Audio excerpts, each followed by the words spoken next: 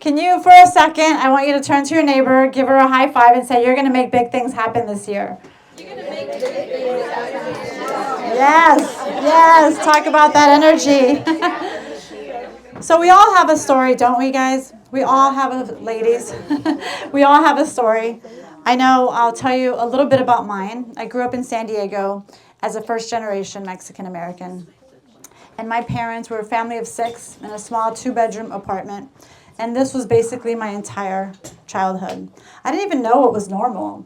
My brothers never had their own bedroom. I was the youngest of 4. And they slept in the living room. There's worse stories, my gosh. What you shared is heartfelt. And everybody has a story. I even feel guilty to even say that out loud. Was I fed? Did I have a roof over my head? Yes. That was my story. I learned at such a young age, so I thought, that life had to be hard. My parents struggled with financial stability. We never really found a place to really call home. I mean, by the time I turned 18, I had moved 15 times my entire life with my parents. And it wasn't like, oh, we're in the military. We moved out of state. I was born in Houston, Texas. And now you're in Texas. I was born in Houston, Texas, and we moved to California when I was 7. And I realized later, like, wow, we're all making things happen. Every single one of us, sometimes we're doing amazing things, and sometimes we stumble. And I realized later in life, I started to kind of drive that vicious cycle that my parents taught me. Not knowing that they taught me that, but I saw that life had to be hard. I remember being 16 years old and lying on my application that I was 18 just so that I can get a job. And I'll never forget, I had this amazing paycheck on a Friday, and I was going to go with my friends to Disneyland in LA until I found out that we couldn't pay our electricity bill. And the entire whatever I had to go to that. And I share that not because, oh, poor me, but at that time I learned that it was just pure survival mode all the time. I later got married very young, had 2 beautiful kids with my ex-husband, and I'll tell you he's my ex-husband because it was a very abusive relationship, and I thought I could fix him. I was, as a child, always comforting my mom when she was left crying because they had a big fight, or my dad when he would go to work and I would do the sign of the cross, Catholic. Daddy, it's okay. He was all stressed out. My mom would be crying. And I was always taking care of everybody else.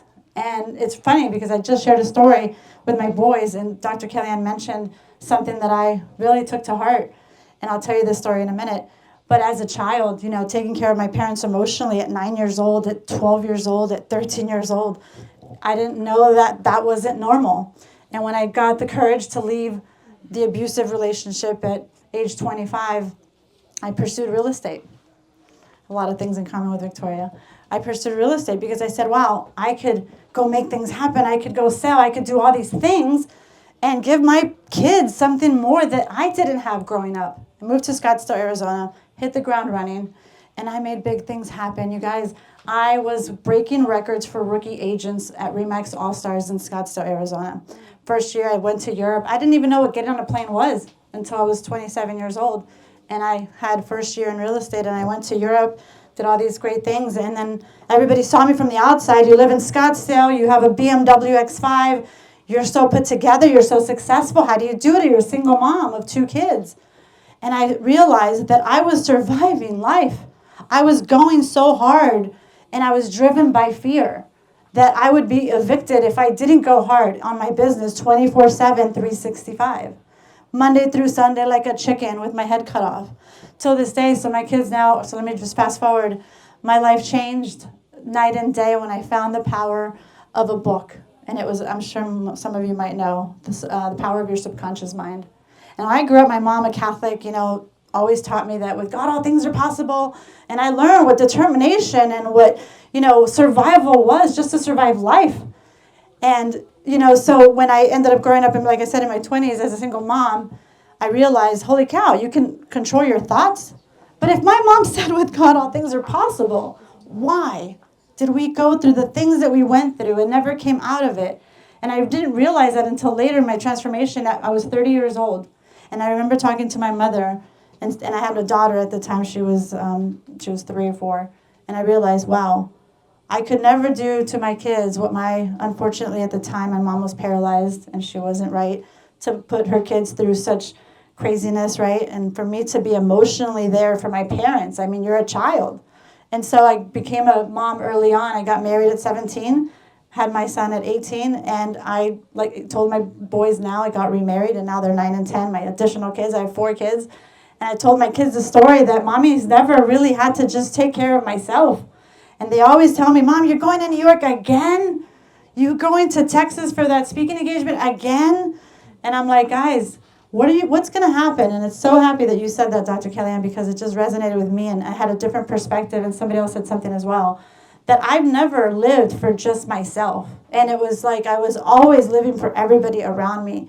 And it wasn't until I said, you know what, I'm raising my standards. I was a single mom, rewind. And when I found this book, I started to just obsess.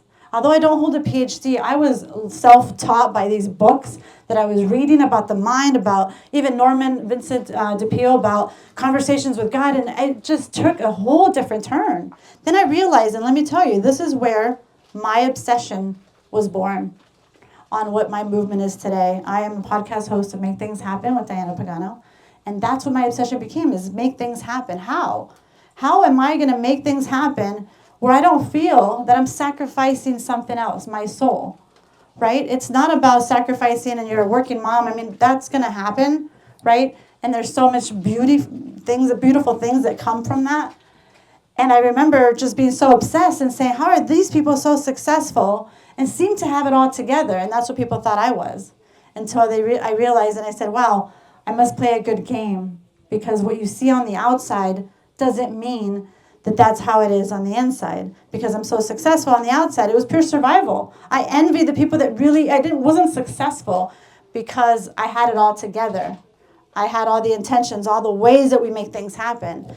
And it wasn't until later that, like I said, my obsession began, and I realized what my parents' problem was. It wasn't that they weren't capable. It wasn't that they didn't have the right resources, and that they didn't deserve the success of just a basic thing that we take for granted, stability.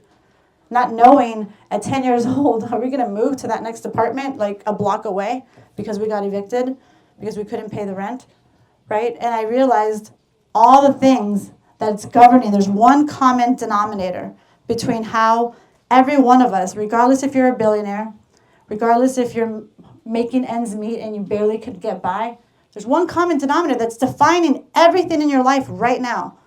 And it's the decisions that you're making are always coming from a place of either fear, or you feel empowered, you're coming from a mindset of possibility.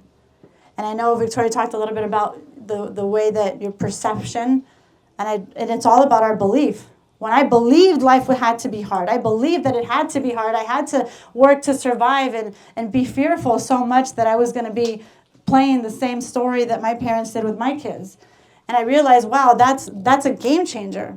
And that's where Change the Channel, I do a workshop on Change the Channel, because I imagine in our brains, we all have a remote, and we can change the channel. And it's not positive thinking, visualization, things are just going to get better. It doesn't work that way.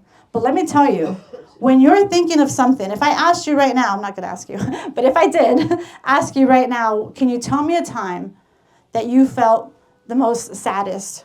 It's going to change your paradigm. It's going to change everything. You're going to start feeling, you're not going to feel good. If I asked you, what's a time in your life that was your best thing that you were so proud of, you're going to just smile naturally. And you're having these images. So as an NLP certified, I'm licensed in NLP. I don't sit here and talk too much about NLP. There's science-backed data that backs up everything I talk about right now.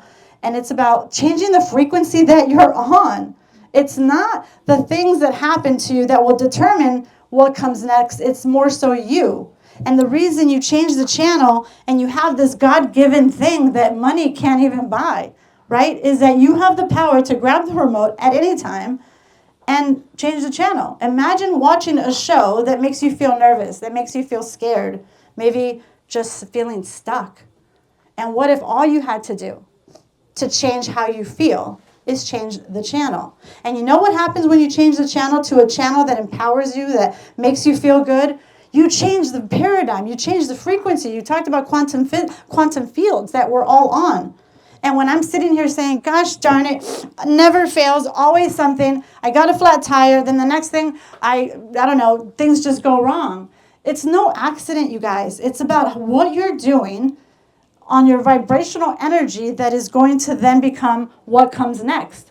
And I realized, wow, if people just understood that, holy cow, you hold Everything, all the resources, all the answers to your questions or to the lack thereof that you feel that you don't have is all based on the questions that maybe you're not asking. Ask. And people would tell me, Diana, I moved to Connecticut, fast forward, I met my husband, I raised my standards, and I said the next guy I date, because I was a single mom, the next guy that I date will be my husband. I raised my standards.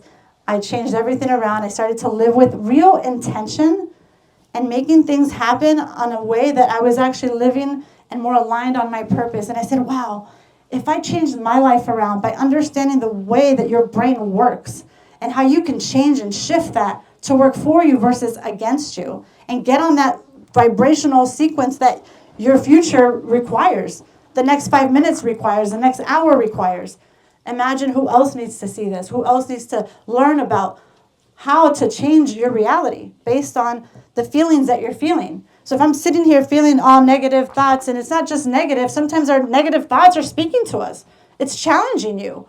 It's testing your faith. And that became my obsession. I said, wow, you can't make things happen unless you change the channel.